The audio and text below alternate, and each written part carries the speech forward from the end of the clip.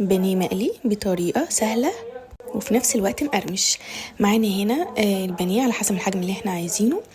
معانا هنا التوابل بتاعتنا، قرفة، بهارات، كمون، فلفل اسمر، كزبرة، جنزبيل. ومعانا هنا البصل متبل بملح وفلفل ومبشور طبعا بشرة ناعمة. بحط الخلطة بتاعتي بتاعت البصل والفلفل والملح طبعا، واقلبهم مع بعض مع التوابل اللي انا لسه قايلها لحضراتكم. بعمل لهم ميكس كده مع بعض زي ما انتم شايفين.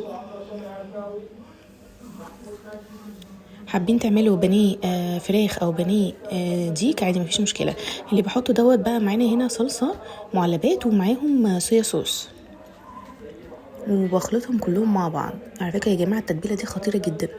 معايا قطعه هنا وبحاول انا اتبلها واغرقها بالتتبيله بتاعتي.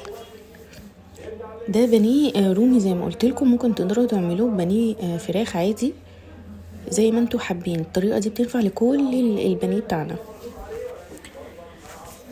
زي ما انتم شايفين، واحده واحده، وان انا ابدا ان انا اغرق بكل التتبيله بتاعتي. هي التتبيله مش قليله، بالعكس على الكميه اللي هي معايا لا خالص. زي ما انتم شايفين، بسم الله ما شاء الله ما شاء الله.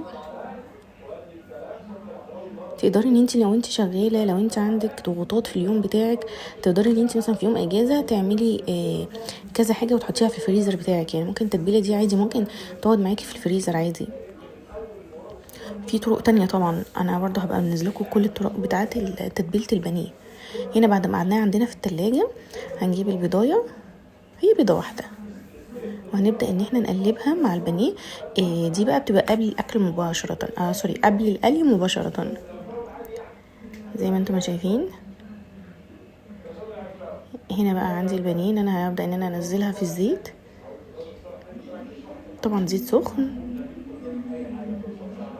بصوا يا جماعه، تحفه تحفه تحفه، خطيره، لوحه فنيه ما شاء الله. بألف هنا وشفا على اللي هياكل.